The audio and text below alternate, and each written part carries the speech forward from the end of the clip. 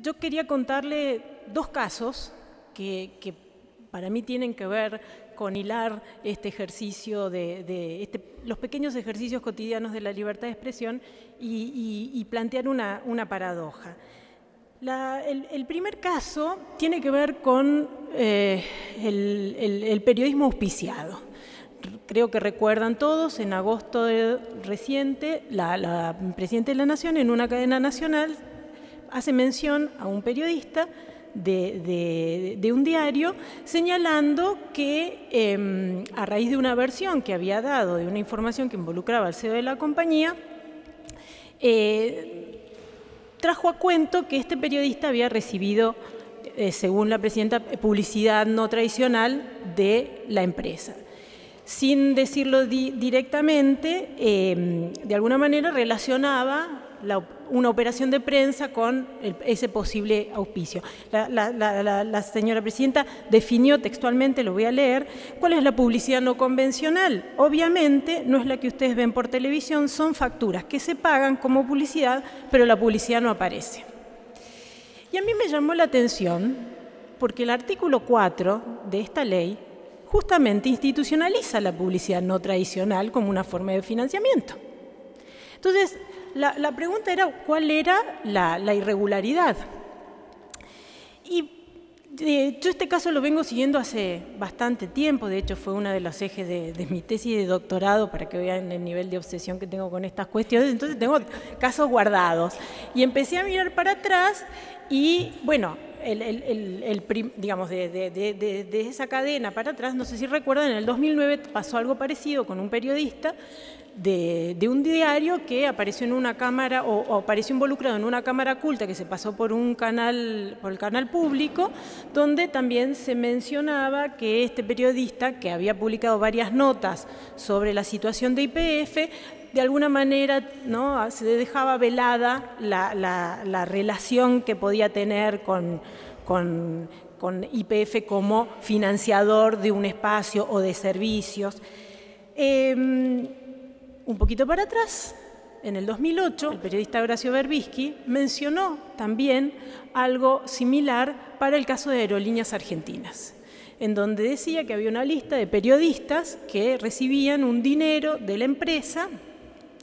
En ese momento incluso FOPEA hizo un pedido formal de que se dieran a conocer la lista de esos periodistas, porque claro, digamos, el primer impacto que tienen este tipo de casos es que se pone en la bolsa justos por pecadores, y entonces se echa un velo de suspicacia acerca de la ética y ahí está una de las paradojas, cobrar por su trabajo, porque justamente,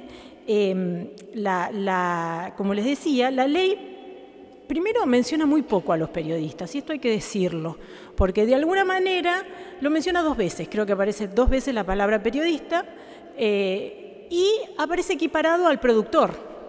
Es decir, no se habla del ejercicio de periodístico particular, sino como sujeto que puede tener su espacio y que puede producirlo y que puede cobrar publicidad y publicidad no convencional. En el 2005 ya el diario Perfil había hecho también un análisis sobre estas cuestiones, incluso había publicado una planilla donde aparecían 27 periodistas que también habían cobrado dinero, en este caso era por aerolíneas, también por YPF, de los cuales no supimos nunca más nada. Entonces, digamos, ¿cómo cerramos este caso? Por un lado, vemos funcionarios que acusan de venalidad a periodistas por el solo hecho de presentar una factura para cobrar publicidad, que obviamente no siempre se puede materializar, y acá está digamos, el meollo de la cuestión. Hay una publicidad que responde a los criterios lógicos de audiencia, de que un medio tiene determinada audiencia, entonces se hace llegar ese mensaje a esa determinada audiencia. La idea que tenía la ley de que se generen multiplicidad de espacios y de que cualquier pequeña ONG o cualquier cooperativa o cualquier pequeño productor pueda tener su espacio publicitario está dada en que va a tener que recibir un financiamiento de alguien, aún sabiendo que ese espacio es tan humilde que no va a atraer al gran anunciante. De ahí que la figura de la publicidad no convencional. Pero, digamos, más allá de esa suspicacia que el propio funcionario echa sobre un mecanismo que se supone impulsa, la ley establece en el artículo 72, como decía Bertoni, la obligación de dar a conocer la publicidad estatal que reciben los licenciatarios. Esto es que se llama una carpeta de acceso público. Yo estuve en una reunión cerrada, pero era pública, en donde una altísima autoridad del AFCA decía que les era imposible conseguir que los licenciatarios le aportaran la carpeta de acceso público, que no tiene más que datos, digamos, de propiedad, de direcciones. Entonces, también la pregunta es, a ver, una ley que exige un control excesivo y meticuloso, y que si vamos a casos más complejos, como, digamos, hasta exige controlar qué proporción de música nacional y música extranjera pasan las radios, lo cual implica una estructura de control inmensa. Bueno, no puede hacer cumplir esta cuestión, y con la contracara, tampoco el Estado proporciona la información que podría, de alguna manera, compensar ese hueco que no puede llenar en la carpeta de acceso público. Las planillas de publicidad oficial, las últimas que están publicadas son del año pasado, es decir, del primer semestre del 2011. ADC hizo un pedido de acceso a la información pidiendo las del segundo semestre, porque son además el momento de las elecciones. Pidió la discriminación, porque acá vendría la cuestión, es decir, ¿a qué se aplica esa publicidad oficial? Entonces, recién se mencionaba la falta de regulación de la publicidad oficial, en los paneles previos también se mencionó, y la verdad que tenemos que asumir que acá está regulado, acá no falta, pero parece que es imposible llevársela a cabo. Por otro lado, también está en juego la viabilidad, la sustentabilidad de estos medios, porque estamos hablando de multiplicar el espectro, sumar, ¿no?, las radios y las televisiones comunitarias, pero ¿quién va a pagar por esa televisión? ¿Cómo está previsto? Porque si no caemos en el financiamiento estatal como única posibilidad de sustentar esa pluralidad de radios y de televisiones. Pero tampoco esto, digamos, esto no es nuevo. En el 2005 había 18 radios solo en Capital y varias señales de cable que se manejaban por esta lógica de que el periodista compra su espacio y lo explota, y por lo tanto va a pedir publicidad o auspicio, que sería lo no convencional, al poder. Y además también hay una trampa, porque en los 2 millones de pesos que gasta por día hace 3 años el Poder Ejecutivo Nacional en publicidad oficial, solo con las cifras que se informan, en las cuales no aparecen muchas de estas productoras cuando uno hace la revisión del listado. Es decir, que uno puede sospechar que muchas de las otras cuestiones salen por otras partidas, pero son imposibles de rastrear. La verdad que sí sabemos que más de la mitad de esa pauta no va a medios que puedan justificarse desde la lógica técnica de las audiencias. Entonces, el propio Estado, que echa manto de sospecha sobre algunos periodistas, cuando tiene que brindar la información para ser transparente, incluso para legitimar el valor de la ley en este sentido, no contesta. Y acá viene el segundo caso, que es la de la información sobre los medios públicos. Yo estoy sentada al lado de uno de los periodistas más sólidos que tenemos. No puedo decir que soy periodista al lado de Alconadamón, pero cada tanto hago algo como para ejercitar y para poder hablar, y por favor. Pero estaba haciendo una investigación sobre TV digital para una publicación de Colombia, en donde están haciendo una evaluación de la televisión digital de toda Latinoamérica. Entonces me puse a investigar sobre televisión digital y no le puedo explicar la cantidad de sitios web, de videos, de comunicados autolaudatorios y, digamos, festejatorios de la televisión digital, pero no había más que 2 o 3 datos que nadie podía contrastar. Consultaba con colegas. Por ejemplo, uno de los datos que hace 4 meses que estoy buscando y que nadie tiene es cuánta gente está viendo televisión digital. Sabemos cuántos conversores se instalaron. Yo doy clases en 2 universidades del conurbano y pregunto, a ver, ¿alguien tiene televisión digital? Y no encuentro gente que haya tenido televisión digital. Publiqué en el Facebook un pedido de auxilio, bueno, alguien que me cueste un testimonio. Y una persona de una agencia de publicidad de las más importantes me preguntaba, ¿televisión digital? ¿Pero qué vos me decís? ¿La señal es HD? Yo decía, ¿qué ustedes son agencia de publicidad y no saben que hay un sistema de televisión digital? O sea, ahí encontraba la paradoja que había como un exceso de comunicación, ¿no? de difusión, pero cero información. Y ahí, digo, y no es solamente el tema, en el tema de las multas, por ejemplo, la ley justamente una de las formas de cumplimiento tiene que ver con las multas. El artículo 111 especifica claramente que tienen que ser públicas. Nadie las conoce. Incluso en uno de los libros yo había entrevistado a la persona responsable, me dijo, sí, ya está por salir, ya está. Digamos, las páginas web no sirven para encontrar esa información. Por supuesto que parte de mis informantes, ¿no? Son mis alumnos, a los cuales comparto esta desolación, ¿no? De no encontrar información, digamos que información que no es secreta, porque, a ver, la televisión es lo menos secreto que hay, la vemos, está prendida, pero lo mismo la publicidad.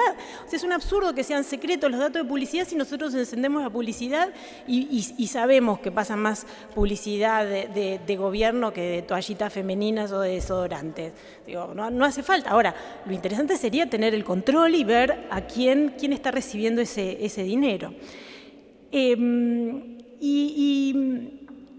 Digamos, y ahí es la paradoja de que hay.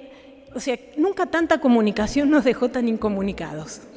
O sea, nunca tuvimos tanta comunicación y nunca tuvimos tanta falta de información básica. Y relacionado con esto, digo, para que vean, digamos, cómo funciona el asunto, me encontré con que había una encuesta del Ministerio de Educación hablando de la conectividad y del uso de las pantallas. Y dije, uy, me viene bárbaro para mi investigación. La encuesta había aparecido en calidad de nota exclusiva de página 12. Ya me pareció raro una encuesta sobre jóvenes, sí, que sea una exclusiva. Entonces me puse atrás de buscar esa encuesta. Bueno, no fue fácil. Ustedes saben que llamar al jefe de prensa de un ministerio es como tratar de comunicarse con Bill Gates, no sé, es una cosa dificilísima. Entonces le puse a una chica del sitio plazademayo.com en el que colaboro, y dije, bueno, conseguí la encuesta y de paso, que yo la uso para mi investigación, hacemos una nota. 15 días estuvo tratando de conseguir la encuesta, con lo cual ya dije, bueno, la nota no es la encuesta en sí, sino la búsqueda de la encuesta. Le llamaba todos los días y cuando le atendía en el teléfono, porque cuando ya decía que era Marina de Plaza de Mayo, colgaba, le daba excusas de este tipo. La coordinadora de la oficina no está y necesito su autorización para mandarte el material. No sabemos si el informe está en papel o digitalizado para enviártelo. Déjame tu mail y te contesto. ¿Qué encuesta? Ah, la que depende del programa Escuela y Medios. Tendrás que hablar con ellos directamente porque ellos manejan su propia prensa. Bueno, así más de 20 días, cuando finalmente nos mandaron una encuesta en una planilla Excel sin una nota institucional del ministerio, sin una posibilidad de referenciarla. A ver, para dimensionar de qué estamos hablando, el sistema de prensa y comunicación creció desde el 2003 al 2007, es decir, el primer año de Néstor Kirchner y el primer año de Cristina Kirchner, 600%. Si yo hiciera la comparación que suele hacer bastante el gobierno 2001-2011, ¿sí? Que aparece muchísimo en las variables de recuperación económica, el dinero asignado al área de prensa y difusión creció 17.000%. Hay 27 direcciones ahora dedicadas a la comunicación. La suma de lo que insume este sistema de comunicación es más que el presupuesto que maneja el sistema de medios públicos, para que tengamos una idea. Entonces estamos con información no publicada, jefes de prensa que no contestan, pedidos de acceso a la información que son revisados por el Departamento de Prensa, que evalúa la conveniencia de cumplir o no el decreto 1172, a ver si el que lo pide puede hacer algo extraño. Y quería cerrar compartiendo con ustedes, nosotros desde el 2007, desde una organización que se llama Información Ciudadana, venimos organizando conferencias de prensa con el apoyo de la Konrad Adenauer para facilitar que funcionarios se pongan en contacto con los periodistas y, bueno, volver a recuperar este ejercicio de la conferencia de prensa, sobre todo porque yo como profesora me doy cuenta que ya hay 2 promociones que nunca vieron a los funcionarios públicos dando conferencia de prensa. Entonces, cuando yo les planteo a un alumno de periodismo que es una conferencia de prensa, piensan que es un anuncio en el atril con PowerPoint y le tengo que explicar que no. Cuando empezamos en el 2007, llegamos a hacer 9 conferencias al año. No está invitado solamente los funcionarios del Poder Nacional, invitamos a todos los funcionarios de todos los poderes, incluso en algunos casos ha habido sindicalistas. También la otra paradoja es que, siendo que ya hay 39 conferencias organizadas, que se vieron que no hay asalto de mobileros, que no hay ningún compromiso más que ese ejercicio cívico de poner en contacto y de ver que el periodista y el funcionario pueden dialogar sin que pase nada, cada vez nos cuesta más convocar a periodistas y cada vez nos cuesta más convocar a funcionarios. En las últimas, yo ya creía, me hacía acordar a las damas de rosa del hospital público pidiendo por favor vení, que esto es una conferencia. O sea, se dejó, ya estamos perdiendo esa lógica de esto es información pública, tenemos que compartirla, tenemos que hacer. No, todos especulan. No, este no está. No, uy, ¿quién es esta persona? No, mirá, no es el que está en agenda.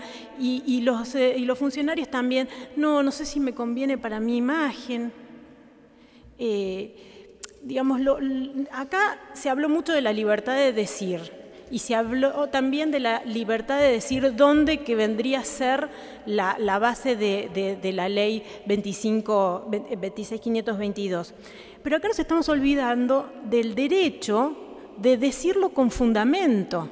Porque si nosotros no respetamos ese derecho de información y tenemos las fuentes de acceso bloqueadas, podemos estar diciendo, podemos estar teniendo dónde decirlo, pero podemos estar diciendo algo que no tiene fundamento. Y entonces podemos estar opinando, pero podemos estar opinando falacias, que es lo que muchas veces escuchamos en el espacio público.